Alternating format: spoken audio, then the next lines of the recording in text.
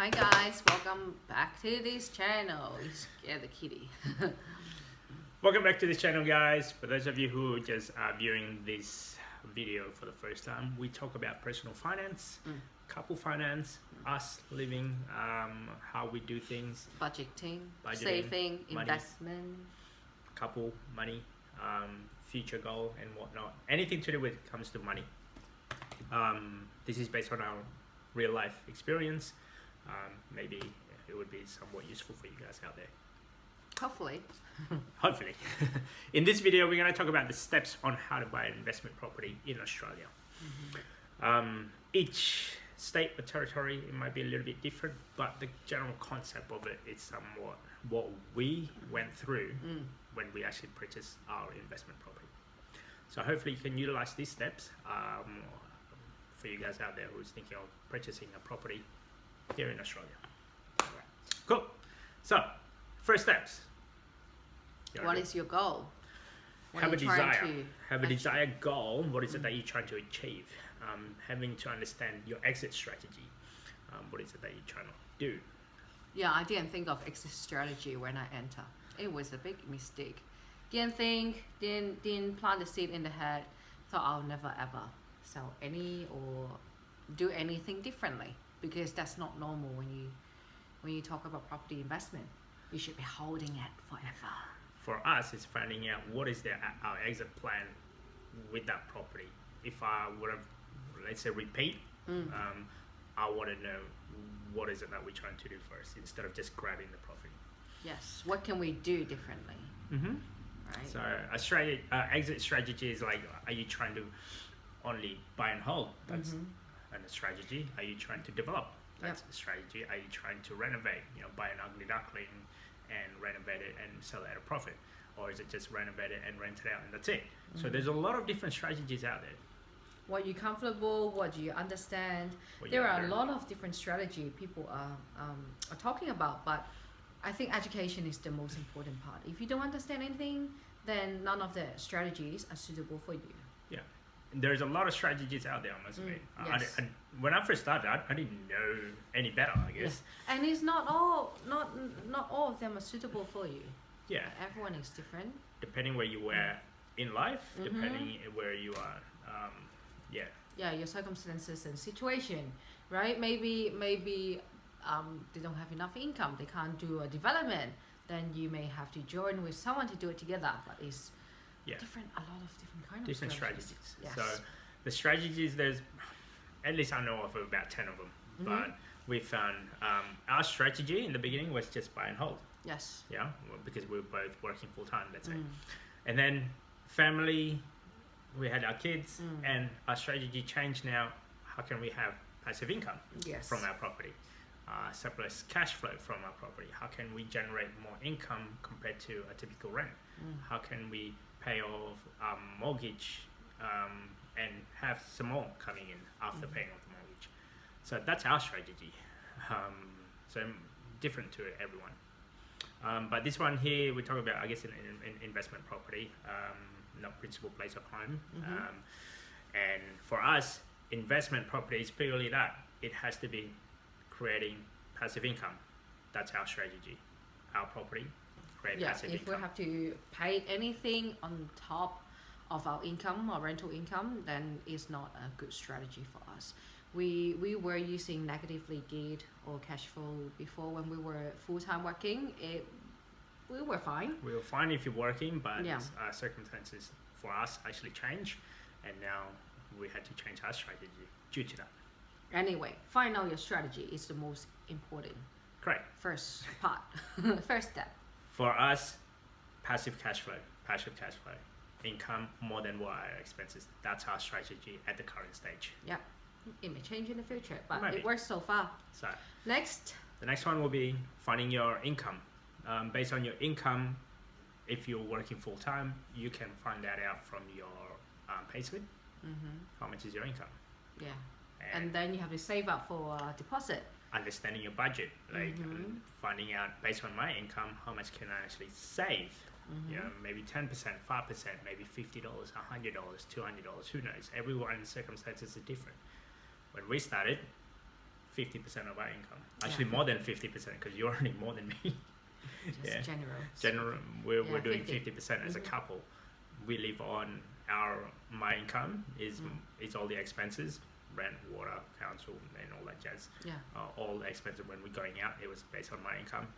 Your income was all in saving. That makes us as a couple make it faster to grow, and we do whatever it takes. We don't have debt, we don't have credit card, we don't have any, I guess, consumer personal debt. Loan.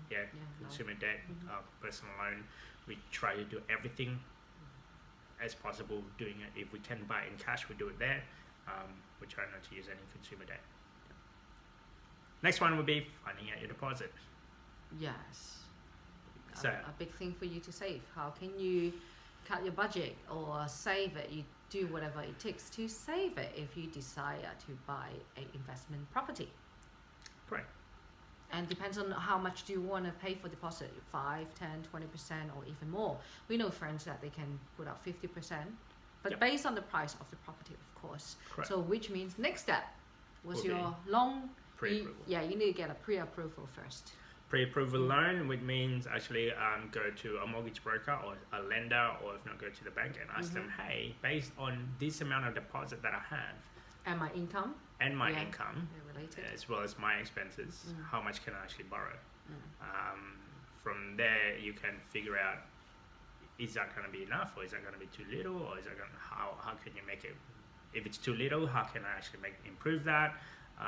That will be your, I guess, your goalpost, the next goalpost that you have to be going to. You know, like, let's say if you're looking at, you can only borrow, say, $200,000, then go based on that. Or if you can borrow $500,000, then great, you go based on that. Which comes to the next point, price point. There's no point of you looking at the house first and then get a pre-approval and hoping that you can get the loan for that amount. If you don't have the serviceability or deposit. There's no point, isn't it? I would rather, that's the steps that we took anyway. We go to the bank first, or we go to our mortgage broker and ask them based on our income and expenses, they will calculate on how much can you actually borrow. That's the easiest way, I guess, but for us anyway. It might be a bit different by some people out there, but that's the steps that we took. Once we get the pre-approval, then we figure out our price point. From there, we figure out also the configuration. Is it a house? Is it a land? Are you going to subdivide it? Renovation? So it's back to the goal. Back to the desired goal. What are you trying to achieve? So based on that price point, you're looking at that house of your desired goal. Yeah, because you can get a $500,000 in the city, just one bedroom apartment. Or you can go 500,000 in somewhere, maybe 1 hour drive from Sydney, let's say. 1 hour, same price. Further from the CBD. More than 1 hour, maybe. I don't know. But same price, you will get a 3-bedroom house. A house. So for the same price point. Exactly. Next one. Get your team set up. For example, solicitors, they're going to do the paperwork for you. Your banks to get your loan. Real estate agents to help you. You can ask them to source some properties for you. Maybe even for, like, if you're going to invest it for tenant. That's the other thing. Yes. Yeah. And then insurance, because you need that property to be insured. For example, building on content or the landlord insurance, and you need your accountants. The accountant, I guess, to understand what are you trying to achieve by this property? The goal, yes. Your goal. Because they will set up different structure. Correct. So how is this buying this asset going to improve your tax or whatnot? So everyone have a different way of looking at things. So with let's say the solicitor, the way I look at it is like, how many transactions have you done, and have you done this type of transaction before? So that's how I look at the solicitors. Banks or I guess mortgage broker, you find out how long have they been doing this, and in the past month how many loans have they been able to approve or pre-approve or something like that. A real estate agent, ask them how many books in terms of how many rental have you got. If they've got too much rental, and how many teams.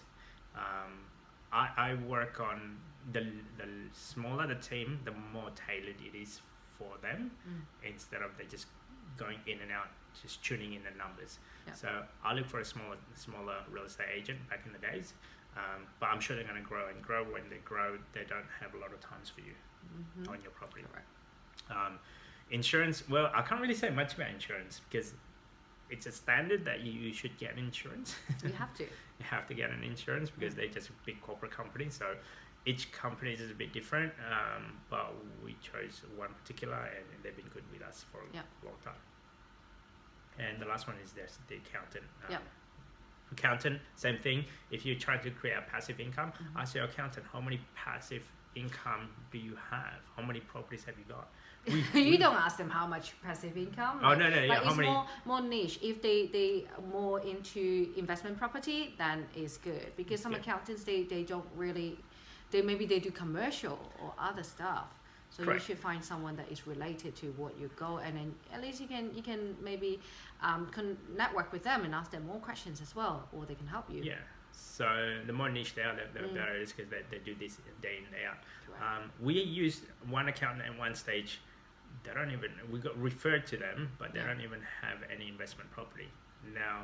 Versus the current accountant that they have plenty of investment property. Personally, I'd rather go on this one because they're a lot more niche to it compared to the first one that we got referred to. Yeah. So next one.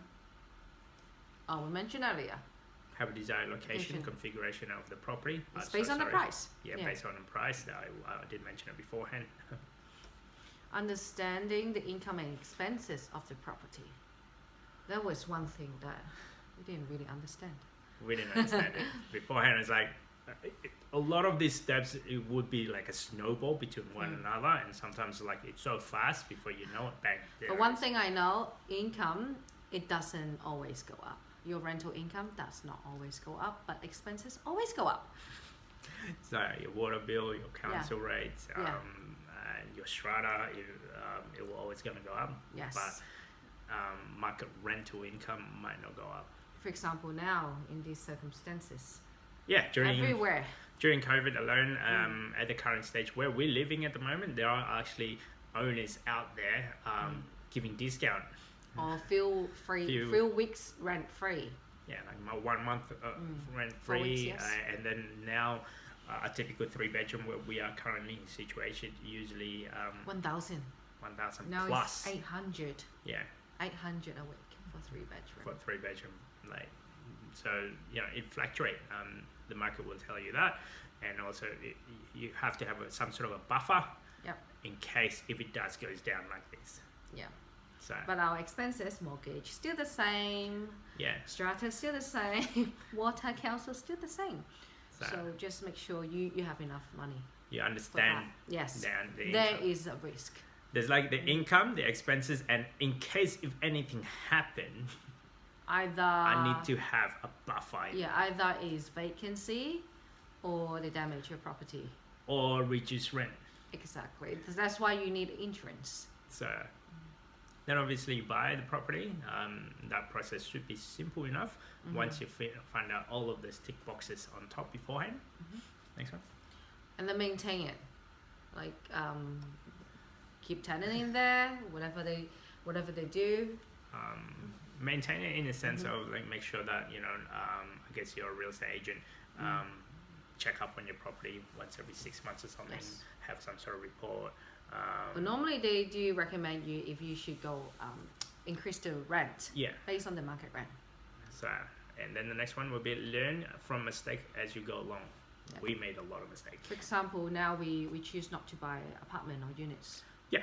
So that's not our strategy. Beforehand, our strategy was because it was higher yield at that time, but then your expenses are higher, and you cannot do a lot more value adding in it or improvement in there. That's why we stopped units or apartment, and we try to do more houses now. Yep. And we do more family, targeting the family, at least 2 or 3 bedroom instead of 1.